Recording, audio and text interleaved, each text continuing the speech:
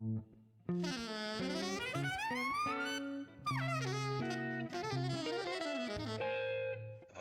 Jazz.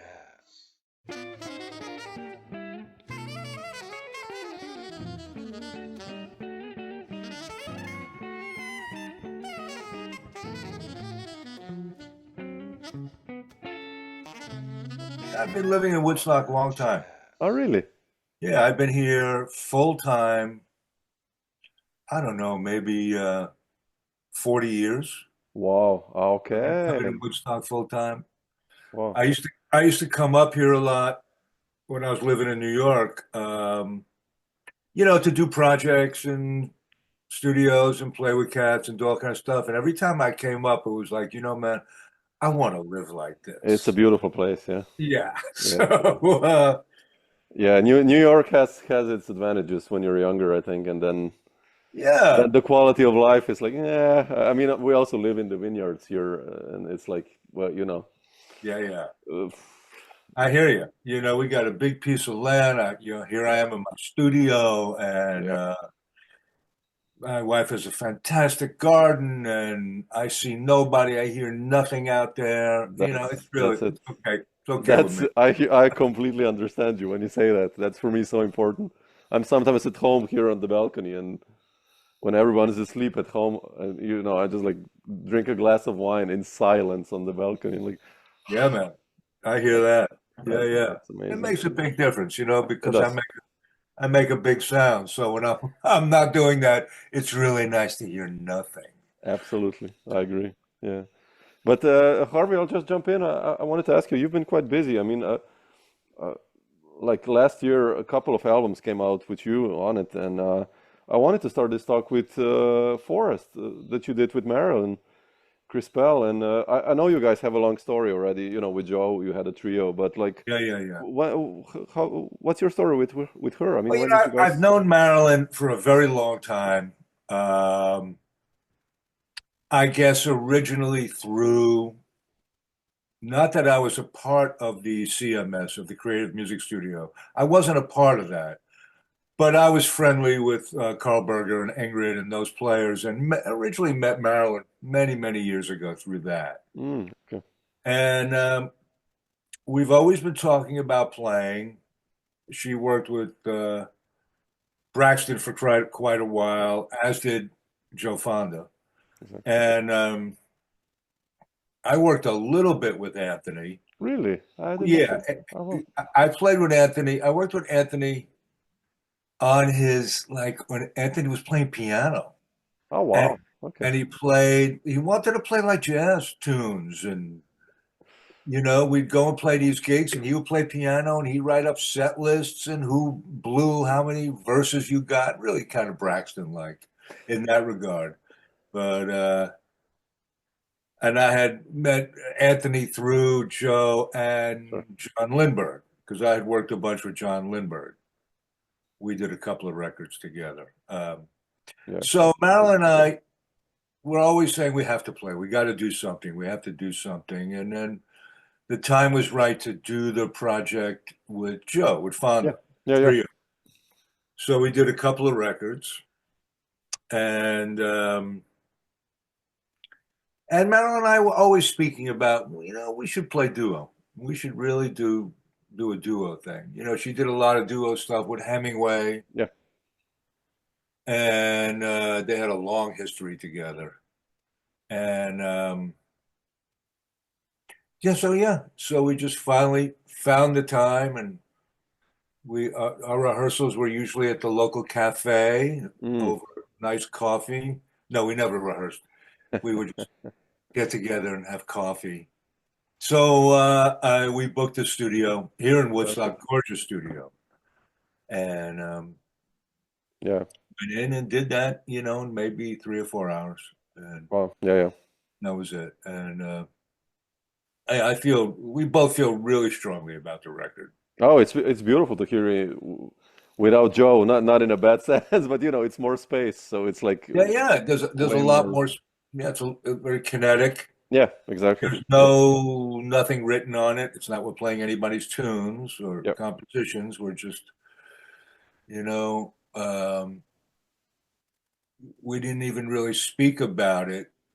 We spoke about it after recording, where we spoke about it was really having to do quite a bit with the world situation at the time we did it, and that was kind of in our hearts, and for positive and negative, and Sure. we went into the studio, and the record is pretty much how we played that day, how we recorded in that order. The first thing is very, very minimal. There's almost Sure. no, Yeah. so it's really alive. Once we got sounds, we played a couple of sets, and there it is. So Yeah. Beautiful. I'm glad you dig it. Yeah, we really feel strongly about it. Yeah, you have such a nice communication going on. I mean, already with Joe, it's and she's such sure. she's such a great intuitive player as well. So Yeah. it's nice. And we're booking a tour now in 26 that will go beautiful. out. Yeah, so we're looking forward to that. Beautiful. You will come to Europe as well? I mean, are you booking Europe or? This one is mainly in the States. States, okay. For us to go to Europe, specifically with Marilyn, we kind of need like a number of days in one place. Yeah. That's what Marilyn kind of wants to do at this point. So that's fine with me. Yeah. So, but we'll leave that up to the agent and see what they come up with. Yeah, it's hard. It's hard. It's gotten harder after COVID in Europe, man. Booking gig, it's like it's really different. It's really different. Yeah, it's really changed. I used to play that festival in Cerkno. I saw you there, man, with Michael and Joe. In Ljubljana? You there? No, at the wine the wine and jazz, the one in the vineyard? I saw it in Cerkno. You know that one? In Cerkno, yeah. In those hills. 2007. I played a gig on the festival as well. So you did? Yeah. Oh, that's great. That's a long time ago. So that's a long time ago. Actually, going to play with Michael again, and that's been years. That quartet is going to go out. Oh, beautiful. Well, not with her, obviously.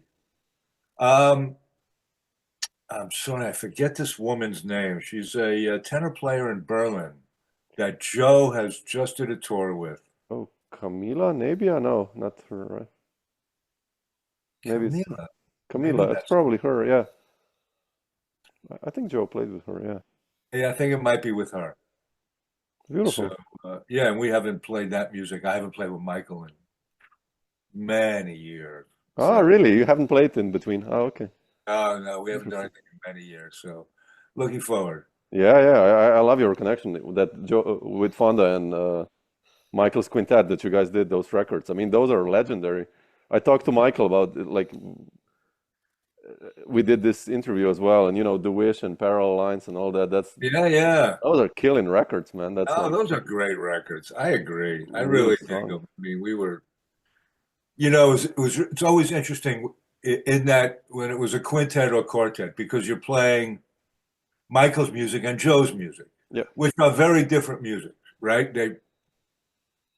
Michael's much more inside, Joe's a little more expansive. So I always felt in that band that my role was to push Michael out a little bit and pull Joe in a little bit. They're like the glue, yeah. Right, so there was some coherency as a band, so we can go play a concert and it was fairly coherent. Yeah, that's the way I looked at it. And I loved it.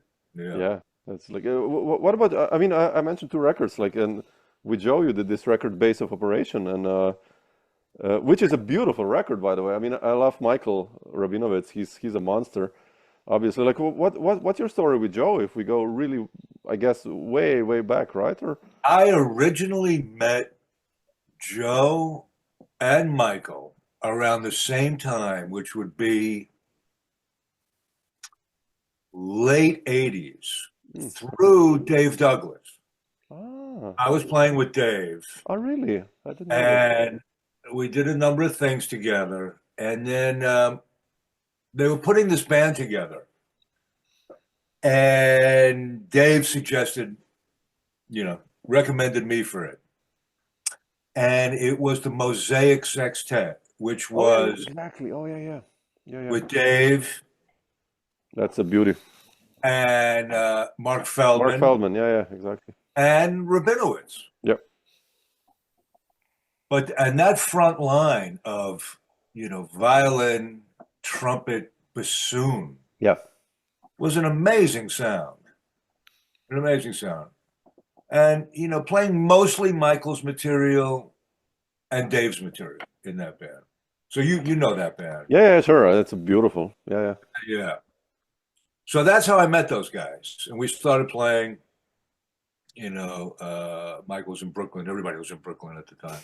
So, that's where that's how I originally met those guys. Was from originally playing with Dave. Because I did a record prior to that, a very elusive record, which is called The Mallards. Oh, shit. I don't have that. I have to check it out.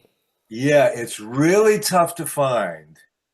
It was myself, Dave, trombone player Keith Teller, bass player named Steve Rust, and then we called this gentleman an instigationalist. And he was the engineer in the studio. And what we would do is we'd go into the studio, record live to two, always. Sure. And we all had triggers on our instruments somewhere. And he would feed things that you had no idea what they were. Oh, wow. Okay. No idea. And you frames up, I think, kind of. And you had to deal with it. And it could be opera. It could be TV commercials. It could be you from 10 minutes ago playing. It was very far out. That's quite a cool one. Yeah. Yeah. I'll try to get you that music. Oh, please, man. I'll try to Google it. And if there's somewhere at least to listen to it. Wow. Yeah. I think it's on there. It might be on Bandcamp or Spotify. Oh, really? Okay. Check it. Yeah. Check it out. It sounds great. I mean, I love Dave, obviously. I mean, he's... Yeah. And before that, Dave and I were doing, more straight ahead things and, How did you start, actually? Who were your first contacts when you started playing in the scene? I mean, in New York. In New York? Wow. Who were my first contacts? I mean, like the first gigs that you got, and you remember? Some of the early gigs were with Mr. Frizzell. Really? Oh, I had man. met Bill, and we started playing Didn't know that. like 79, 80, Wow. somewhere about that. Right when he came to the city, when he moved back from Belgium, and he was living in Belgium, him and Carol. And I'm not quite sure how we met. I have to think about how we met. I don't know. Probably one of the lofts or that kind of vibe, And I guess just running around. I mean, I feel fortunate in being in town in that era, in that I kind of caught the tail end of the loft sessions, right? Of the loft world, I started dealing with it like about 74, 75. I was really young, teenager, but I was making that hang and going to all these different lofts and Sam Rivers Loft, Studio Ribby, and man, how was that like? All these lofts? Studio Wiz. Oh man, it was everything you've heard. It was cats just blowing their brains out and being strong and open and real it was a real searching scene. It hadn't solidified into being, these are the outcasts, these are the in-cats, this is what's happening, these are the cool clubs. There was none of that. It didn't feel like that at all. I mean, there were the straight ahead things and the more open things for sure going on. But everybody's loft was a little bit different. Mark Morganelli had a loft, Jazz Forum, which was pretty straight ahead, and Warren Smith's loft. Oh, sure. John Fisher. He was a guy that not many cats knew about. I don't know about now. He's a piano player. I don't know. Yeah. He was on the scene for a while. He passed young. He had an amazing scene at his loft. Mike Morgenstern had Jazz Mania, which is where I met what's his name? The drummer that moved to Paris for many years. Oh, John Batch. Not John. Sonny Murray. Oh yeah. Oh shit. Yeah. That's where I met Sonny, and we got to hanging out. So it was a pretty, and clubs like the Tin Palace, which were, I met Barry Outshall there, and we struck up a friendship, and it was an amazing time. Yeah. I imagine. It really was. And I have to preface that by saying one of my good friends is John Sebastian. You know John Sebastian from the Love and Spoonful? Yeah. Exactly. Another Woodstock knuckle. Woodstock guy. Yeah. Yeah. And you hang around. I mean, John wrote these pop tunes that were amazing, that would define the 60s. I mean, still to this day. And we were hanging once in LA. I forget where we were. It might have been at a tuna show or something. And a bunch of fans came up and said, John, could you sign this and whatever. And he was sure. And, John, the music that you wrote, it was so incredible, that music. Today's music and what the kids are listening to is such crap compared to what you think. And John was like, I really appreciate that. That's very sweet of you to say. But he says, I want you to think about it this way. I want you to think about how when you were 17, you were listening to my music in the backseat of your father's car that you stole. And you were hanging out with your girlfriend. And that was the music that you were of your thing. He said, so today kids who are 17 and 18, what they're listening to is exactly right for them. Yeah. My music is not right for them. It's right for you because you're 60. But and I was like, yeah, John. Yeah, makes sense. That's really beautiful. Really beautiful. So I kind of feel the same way in one sense about that scene that I came up in at that age. That it was right for me and at that moment, and we were all of that age. Those cats were a bit older than me, maybe 5 to 10 years older than me, but they were in their 20s and searching, and it was right for that time. Yeah. And the cats that are that age now are going through the same thing. I guess the only difference, maybe if you have to think about it, is there was less back then. Yeah. There weren't as many players, Yeah. It was a tighter of a scene. As a matter of fact, when I first started going to Europe in the late 70s and early 80s, you look at these festivals and they were 90% American players. Yeah. Who right? was the first time you went to Europe, you remember? The first time I went was with this tenor player named Peter Ponzel. Oh, don't know. Yeah, and this guitar player Bob Whitfield and this bass player Steve Rust. We had Steve. I know you had the trio, like yeah, exactly. Yeah. He Peter put together this quartet tour. I guess that was like maybe 78.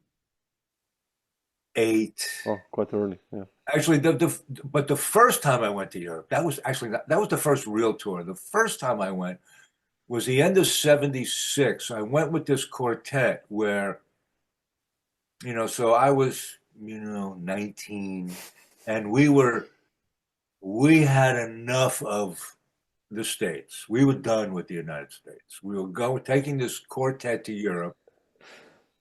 We had nothing booked, but we knew a few players in Amsterdam, and we knew Oob. I forget Oob's last name. Who ran the BIM house? Oh yeah. Who Van Riel? Yeah, sure. Van Riel, yeah. Yeah. And he sort of invited us, and we went over there. And as things sort of happened, the quartet never played once we got there. But we all started working with Dutch cats, which was an amazing time. It was an amazing time, like in 76, 77 with those Dutch cats, with the Dutch free players and the British free players. And I thought that my thing was expansive until I met those guys. wow. Who I who are mean, the Dutch guys like Han Benink and Willem Benning, Breuker and all these guys? Hans Breuker, Yeah, Hans yeah, Dulfer, yeah, yeah. Martin van Duyenhoven. Oh yeah, yeah, sure, yeah, yeah. These cats were That's crazy. right, Yeah, yeah, and the British cats. Tony Oxley and wow. Derek, and so it was like, right, okay, okay, this is really an education. And I was playing concerts with those guys. I'm 19 years old. I remember going to the first gig. It was down in Eindhoven, and because we had sort of moved into Amsterdam, got a place, was living in Amsterdam, started working with these guys, and I was going to this gig with Hans Dulfer, who Yeah, was, do you know Hans? yeah, yeah, yeah, yeah. Amazing guy. Like, Candy's father. I father, mean, yeah, yeah, sure, but great player. she's a star now, but I remember driving down to his gig, and his manager saying to me, "So, you know about Dutch music?" And I'm like, "Yeah, you know what we're going to play? We're going to improvise. It's going to be great." But do you know about Dutch music?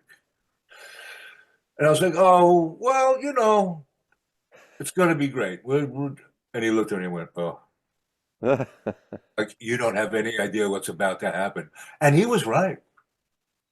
And it was spectacular. There Mm. was circus.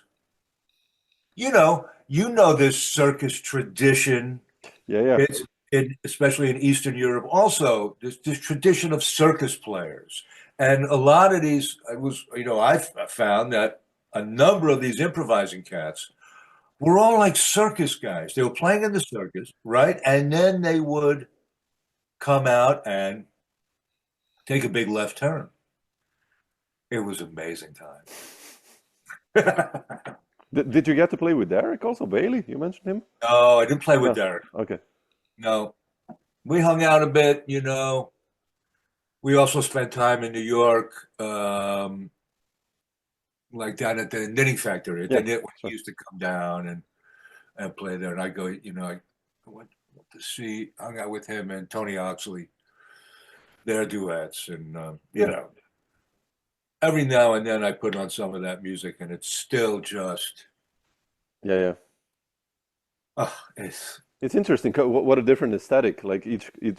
I many times think about that, and that's why I do these interviews also because I mean, as an improviser and player myself, like how differently evolved. Like the Dutch free playing and the British, and then you have the kind of East German complete, with Bertzman and all those guys. Bryceman thing. Yeah. And you have obviously the US, which has many fractions, but it's really interesting, like, or the Yeah. Yeah. Scandinavian, like it's all improvised music, but it's completely different, like It is completely reflecting different. the environment and quite It's cool. interesting how,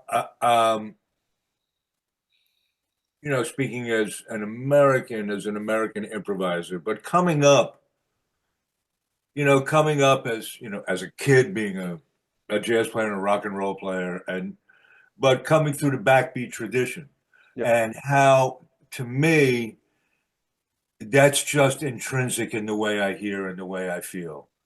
You know, growing up in the latter bebop tradition. mm, And it's funny, I was talking to Fonda yesterday. We speak often, talk politics and music. Um, and I reminded him that I feel like our generation, Joe and our age, this generation, we're kind of the last generation to have the direct connection to the original cats. yeah. I mean, I played with Barry Oh Harris. wow, I wow. played with Illinois Jacquet. I played with Ahmad Jamal. I you know, I worked with Honey Coles and the Copacetics who danced with Duke. I played drums for that, for the Copacetics. So I feel like That's our the yeah, generation, yeah, our generation, the last connection, the last living generation, the generation under us, like my kids, they don't have that direct connection. They're not playing with those cats. yeah. And I really appreciate that. I feel that's what that's brought to the way I feel about the music, I interpret the music, how I play time when I'm playing time, how I break away from metric time when I'm playing in that type of situation. But the pulse is always there, that pulse thing. And I found it really different when I first started coming to Europe and working with Northern European players, Eastern European players, British players. It's very different now because there's cats have more of a ability to access that music. Yeah. Now it's completely different. Yeah. They're well versed in that music. Yeah. So it feels a little more like home sometimes working with some of these cats. Yeah. No, I agree. I mean, nowadays it's different. Like people play from all over the world. Like it doesn't matter where they are from because of the accessibility, like you said. Well, like I think late 70s, you could actually feel this starting to happen. Yeah, and it was, but it was Tony Oxley played way different than Jon Christensen or you guys, what you guys did, like Barry and Alchel and you and all these guys, and it's quite interesting. I mean, I love drummers, that's why and for me it's interesting to observe these things, like or Han Benning, obviously he played with everyone, with Dolphy and all these guys, and I mean, but he has this humor circus vibe all the time with him, and even though he can swing like hell, he's like a monster drummer, incredible. I mean, he played with Basie. I'm going to play with Count Basie. And that's like that nice connection when you think of cats like Barry and Stu Martin. Oh yeah. I know another cat that went way back in the tradition. Played with Basie, played with Ellington, and then played with Mangelsdorf, and had that trio with Mangelsdorf and Jocko. Exactly. Yeah. I mean, unbelievable. So I appreciate that. You talk about Tony Oxley. You listen to his younger stuff, like with McLaughlin on. Oh man, that's one of my favorite albums. Extrapolation. That's top 10 jazz albums ever. Top 10 ever. The best McLaughlin ever, because then he went to that fusion, and I mean, I still put that record on. Yeah, me too. And I'm going, man, this is so vital. It's so. Yep. Tony's playing. His time playing is so gorgeous. I mean, so that was amongst me and my little crew here. That record, when we first heard that as young men, was pretty life-changing. That was a life-changing experience. Yeah.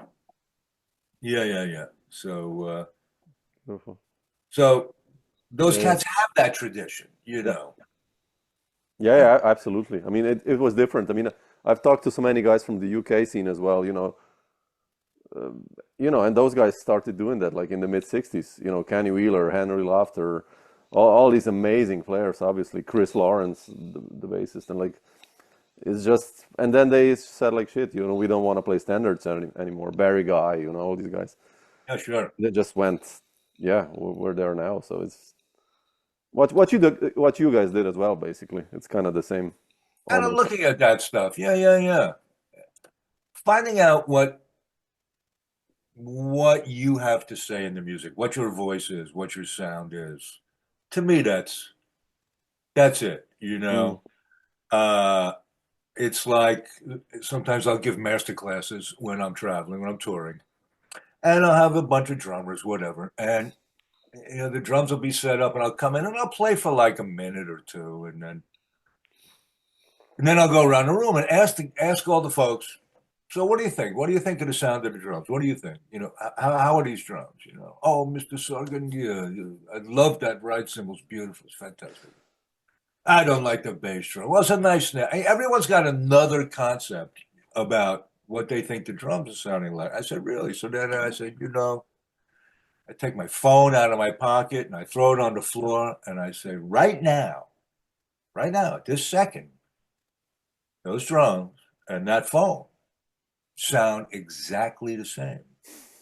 You see that piano over there? Those drums and that piano, they sound exact. You hear any difference? No, look. I said, right now, do you hear any difference? Instruments make no. Oh, you mean when I was playing? When I played the instrument. That's where we begin. How do we develop a sound on the instrument, right? Because instruments don't make any sound. They don't. Yeah, yeah. Instruments make no sound. All these gorgeous snare drums here, they all sound exactly the same. It's the player. Yeah, yeah, obviously. Everything sounds just like, my coffee. So, yeah, that's what's really important. And those are the cats. Those are the cats that really have made the impression on me. And it doesn't have to be just players. Think about players, think about drummers, cats like Jack and Yeah. Tony and Barry, Alvin they and can all these play. guys. I go over and play Jack's drums. And, it doesn't sound like Jack. And Jack will come over here and play these drums and it's just bang on the cymbal, one hit. It's It's Jack. Jack. Yeah, yeah, yeah. Jack. Barry has that. Elvin had that. Tony, all those cats had that. And but the same thing like Van Gogh. I mean, you go and look at a Van Gogh. You look at one brushstroke. Only he, right, Yep. put paint on canvas like that. Or you read James Joyce. You read a sentence. Sure. They're English words. But only he put them together like that. Right away, oh my God, that's James Joyce, by reading one sentence. Yeah, yeah. Or Whitman or anyone, Robert Greeley, Bukowski, or Greeley, sure. Yeah, yeah. Greeley's Yeah, another great. Yeah. All these cats, it's really like, yeah, that knocks me out. That's what really gets my thing going. Who did you check out? Like, I mean, you mentioned all these drummers now, but who really did you see someone live? Like that you said, like, shit, I really want to investigate this. What? Well, like, I saw playing or live and records. I never saw Elvin live. Oh, wow, interesting. But I did meet Jack.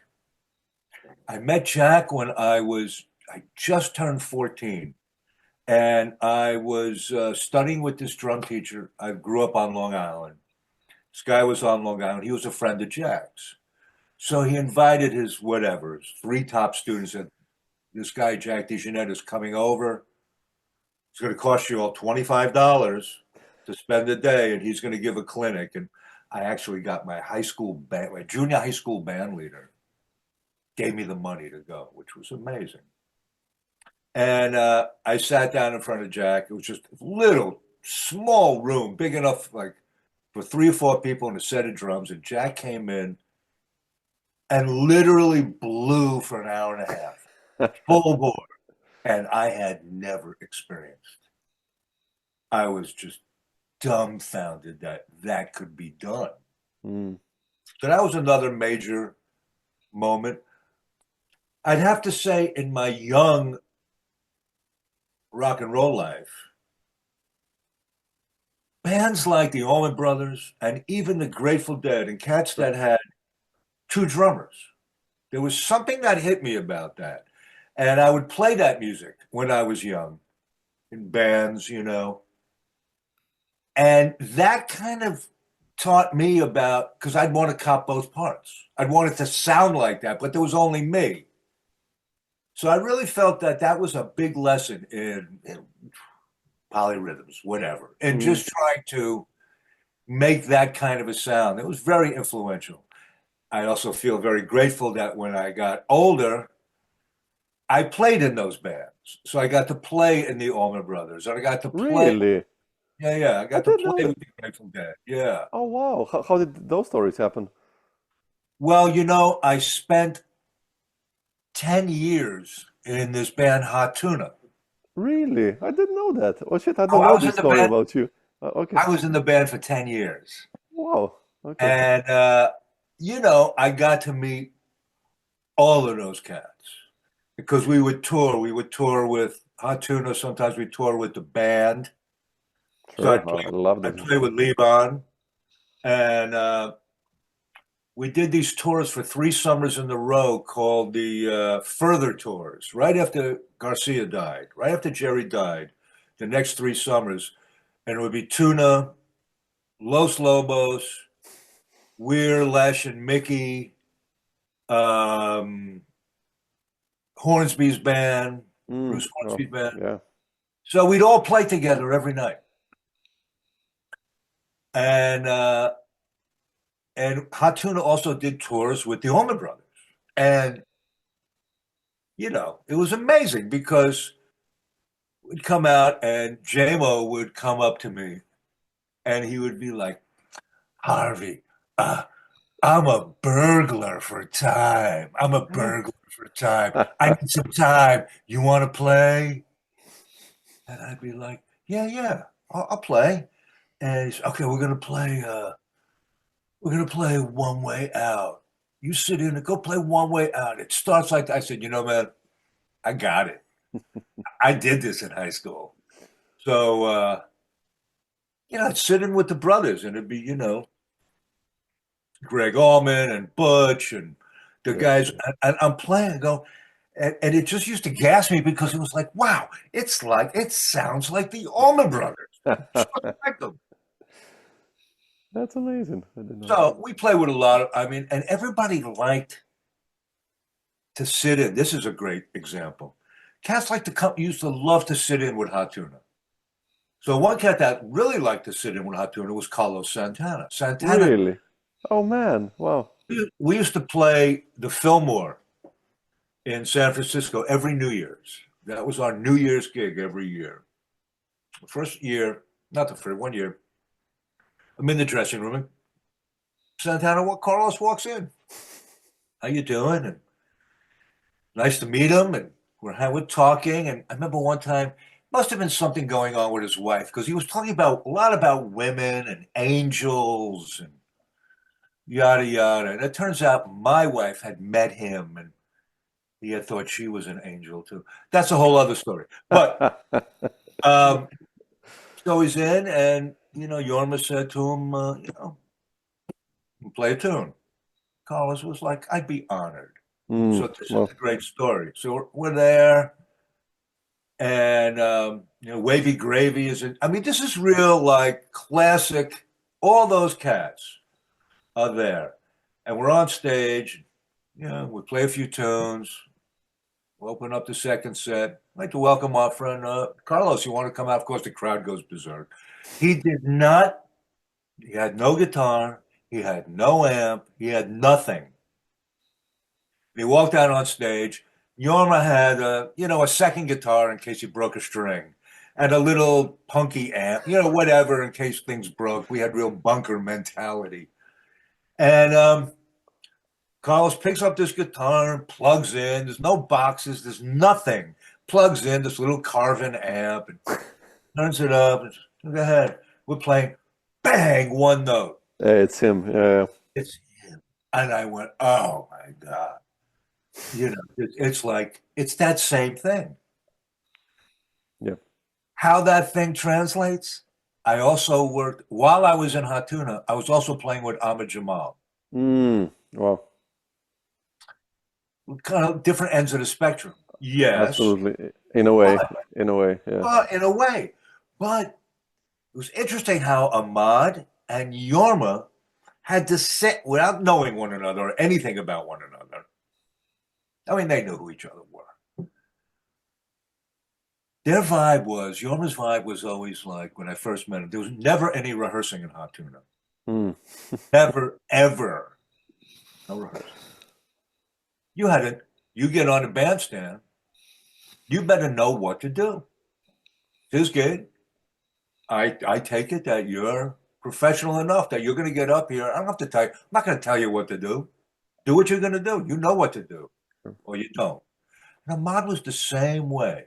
Ahmad was like, if you're going to get on my bandstand, you better know what to do. Sorry, how did you end up with Ahmad, anyway? I mean, okay, we got a minute. This is a great story. Please, that's why we're here.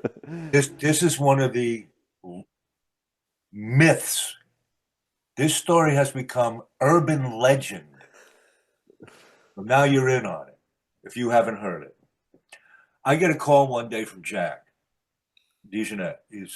I'm in the studio doing something. And he calls me in the studio and he says, "What are you doing?" I'm working on this thing. He says, "Well, you're busy." And I go, "What's up, Jack?"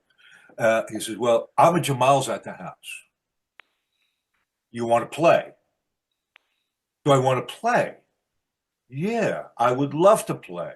I said, "Who's going to play bass?" He said, "I'll play bass. Hmm. Me, you, and Ahmad." So I'm That's a like, nice trio. "Okay, I got to do this." I was actually engineering in the studio, and I told the cats, "I got to go.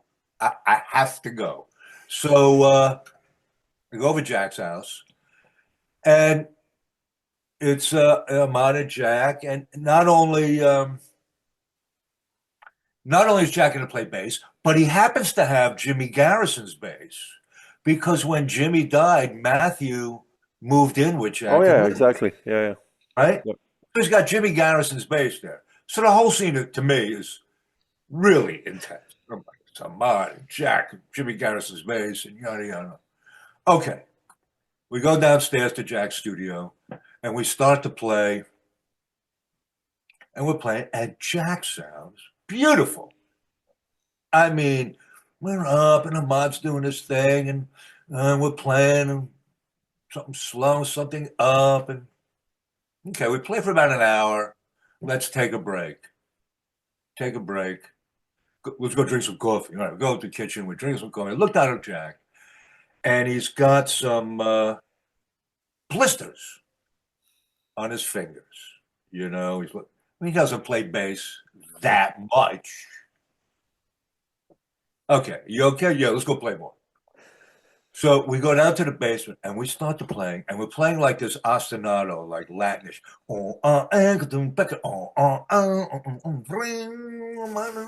Jack still, and I look over and I see some blood coming down his finger. He's popped this blister, right?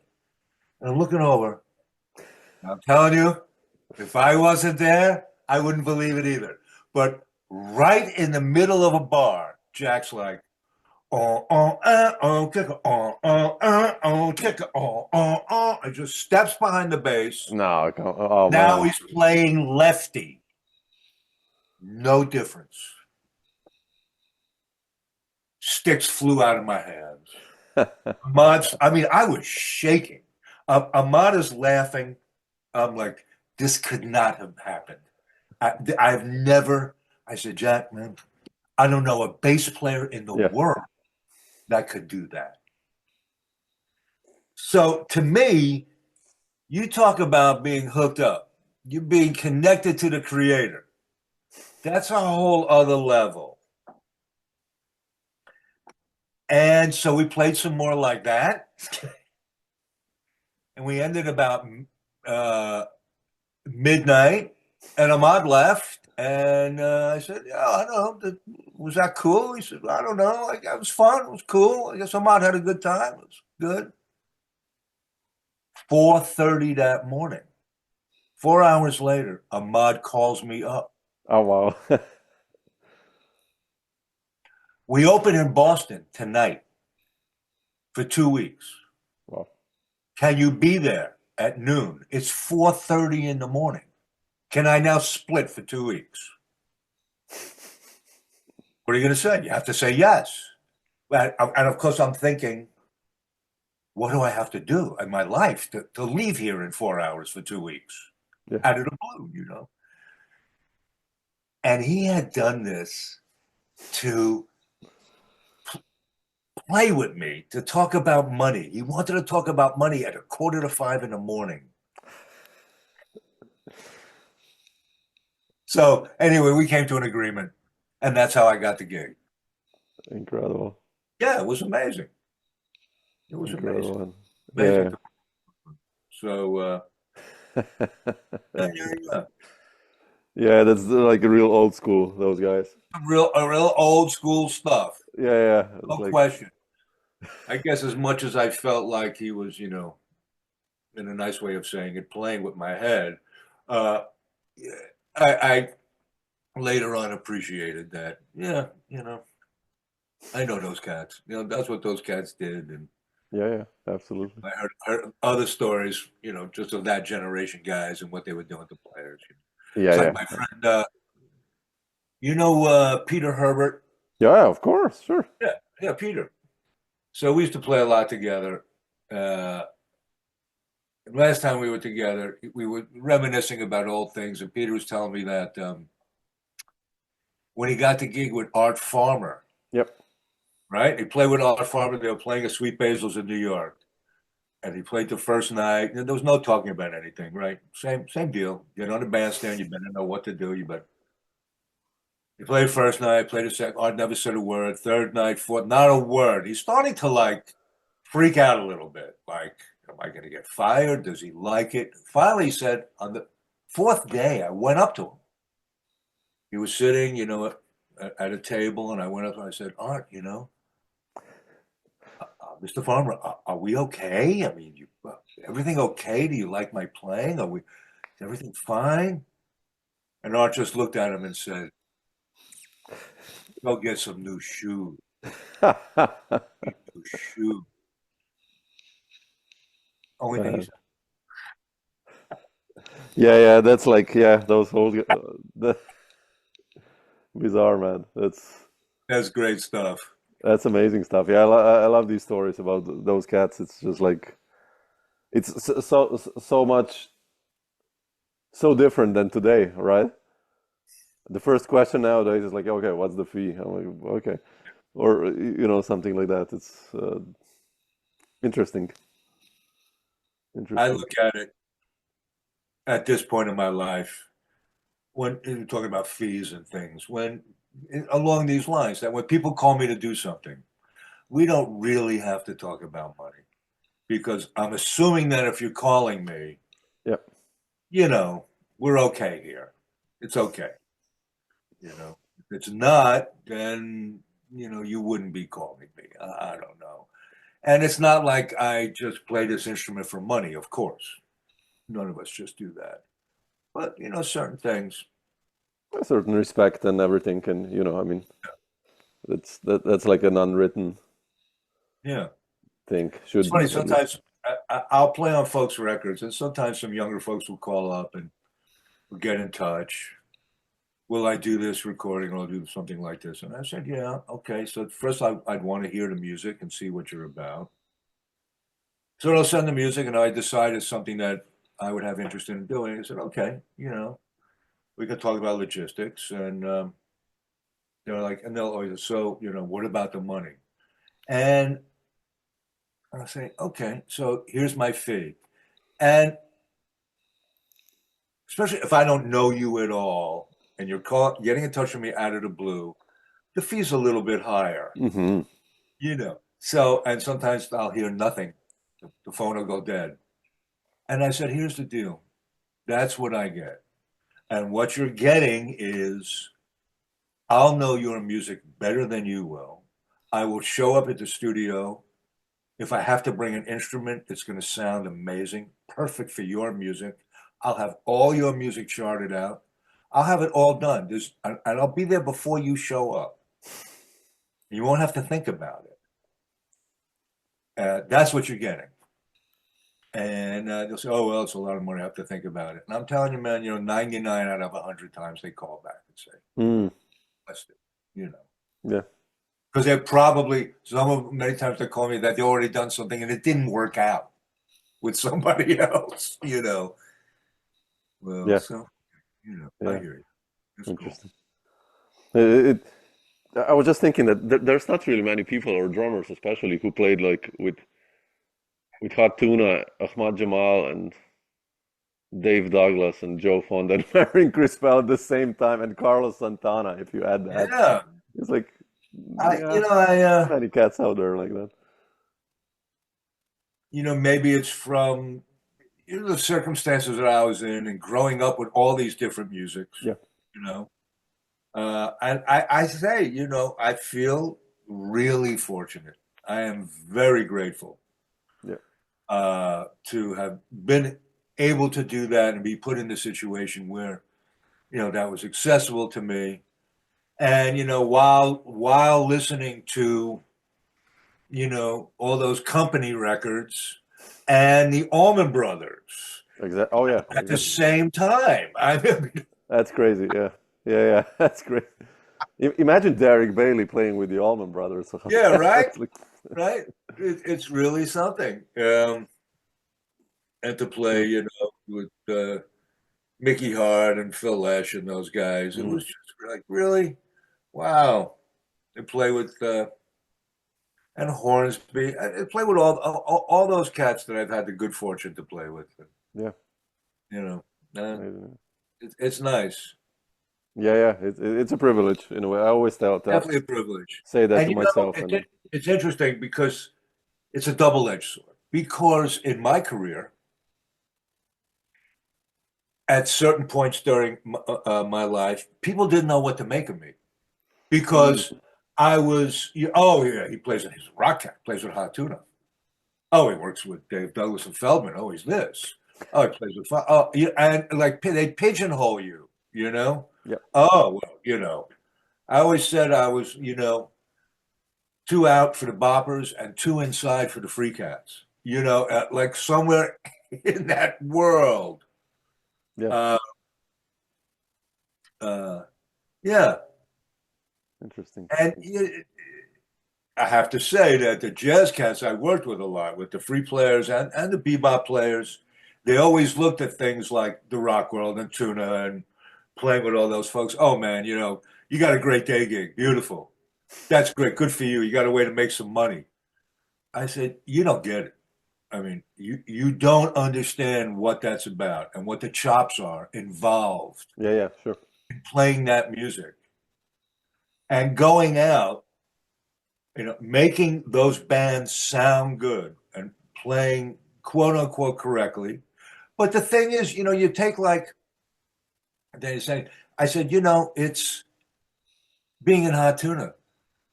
We would go out, we'd play 4.5 hours straight, Yeah. full bore, 15,000 people. You want to talk about chops? I mean, I used to have to, I had to play a lot more big notes, Yeah, yeah. not as many little notes, but lots of big notes. I mean, I would have to go and soak my hands in ice after the shows, pull the swelling down. This is a whole other set of chops Yep. to get your body physically able to do this. Yeah. You know, it's really true. Yeah. And I felt bad for those cats that were like, oh man, they didn't take that shit seriously. They just, but to No, it's a me, workout. Yeah, it's a workout. to play with Yara, when I first got into band, there'd be an acoustic set with him and Jack, and then the electric band came out. So the first gig was like that. Him and Mm. Jack Oh, came out, played kind of Piedmont blues stuff, more acoustic. Then the band would come out. And I said to him after the first gig, I said, I can play those tunes. I mean, you're swinging like crazy, you know? Hesitation blues. Da, boo, ba, da, mm-hmm. ba, ba, boo, ba, da. But I said, I play brushes, and I could. He says, well, we've never really played with a drummer like that, And he says, let's do it tomorrow night then. I mean, that's the way Yomer was. Okay, tomorrow night.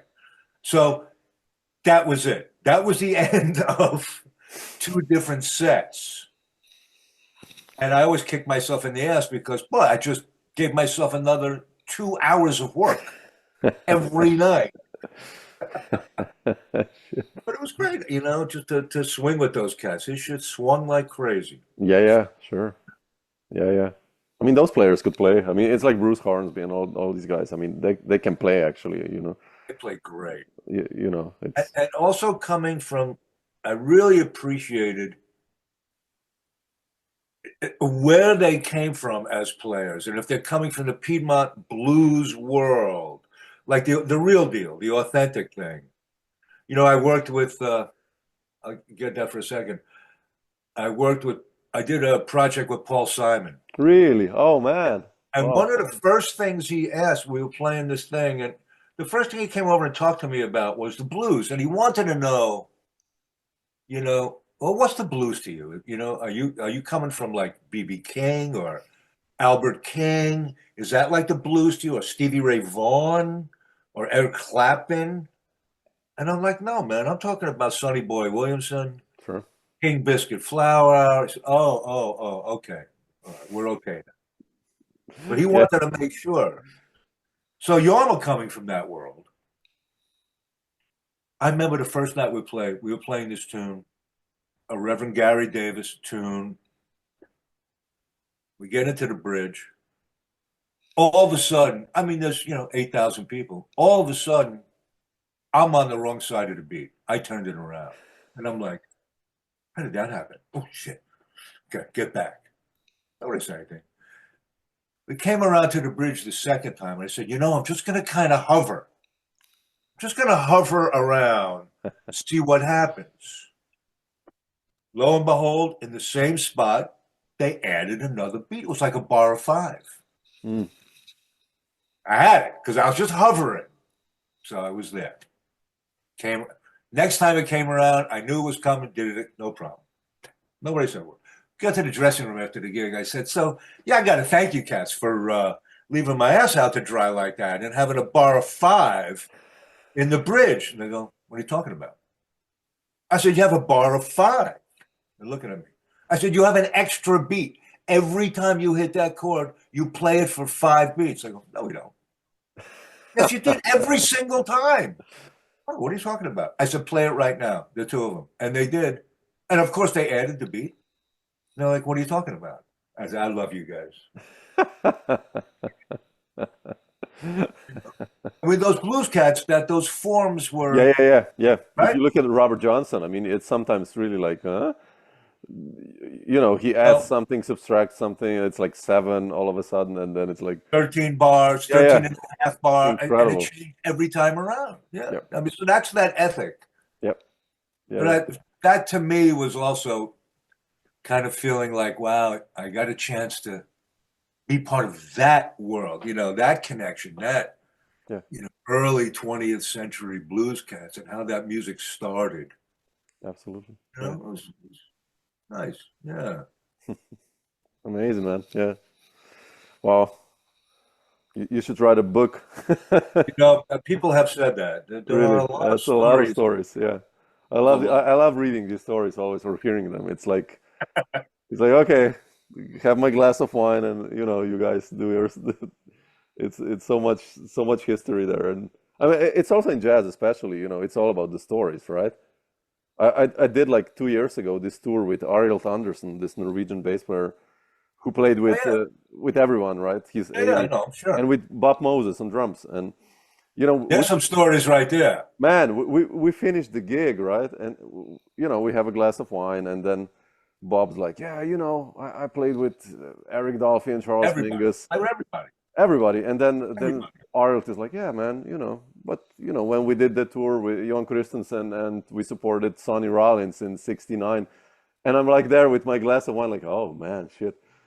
I wasn't even an idea back then. Like, and those guys were like hitting it with, Oh, with the guys who invented the music, basically. And yeah. it's just, Yeah, Moses was there from day one, man. And yeah, that, and yeah, that yeah. era, definitely his playing in those years was just Oh, mind-boggling. man. With He was Dejournette, they phenomenal. had that, the fusion band. How was it? Compost. Compost, yeah, exactly. Compost. Yeah, yeah. One of the first, That's right. amazing, And you know what compost is? You know what Oh, compost for is? the garden, yeah, sure. Yeah, The yeah. garden. Yeah, we have a garden here, so Yeah, yeah. yeah, yeah. So, Amazing, yeah. But yeah, so yeah, it's about the stories. I mean, that's what I love. It's just it's part of the amazing stuff. heritage. It's really amazing. Uh, I did That's why one. I do these interviews, just to bring at least some of the small part of this out, just Yeah, hopefully for people in 30 years to see and hear. Or I did want to just yeah, quickly bring up my dear friend Herb Robertson. yeah, man, we wanted to have a tour last year. We had it set up, and then he passed away. I mean, I was so sad because we were talking about playing together, and Yeah, but yeah, how just a shock that morning when I got the call. It was just, and everybody I spoke to, and how much Herbie had an influence on the music. And Yeah. I hope that I think he is. I hope that he's recognized to a point. Yeah. You know, he was nutty like the rest of us, but nutty in his own Herbie way, no question. That's another whole book of stories, me and Herbie. But you know, I consider Herbie an innovator, a setter Absolutely. of the instrument, and Absolutely. you Absolutely. know, of how that instrument became how it became. Yeah. And all those cats in the know, you know, whether it's Dave or Steve Bernstein or Frank London or these cats all know, Oh, you the know. musicians know. I mean, Yeah, that's the heavy part because he's so underrated, wider. You know, we know. I mean, obviously, of course, but it's just if you mention Herb to two younger cats like trumpet players in their 20s, they're like the yeah. majority of them would be like, yeah, I don't know, you know, And you know, Herbie being an amazing improviser and free yeah, player, but also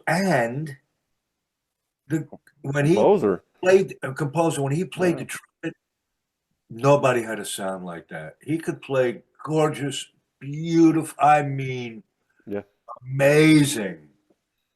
Phew.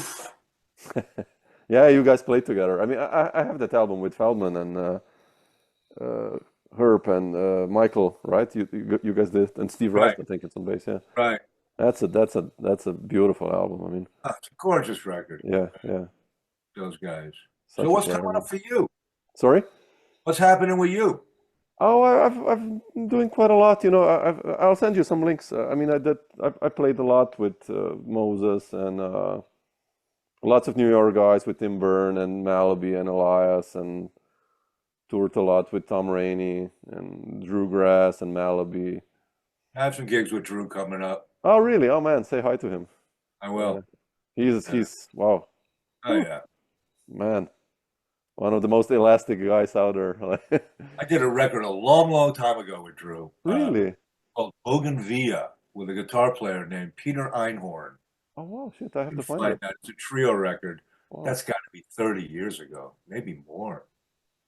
Wow, that record.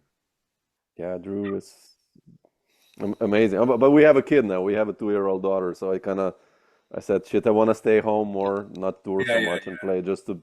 I don't want to miss it. So uh, Where in Slovenia are you? I'm in Maribor. Oh, you're in That's like, Maribor, oh, you know the place?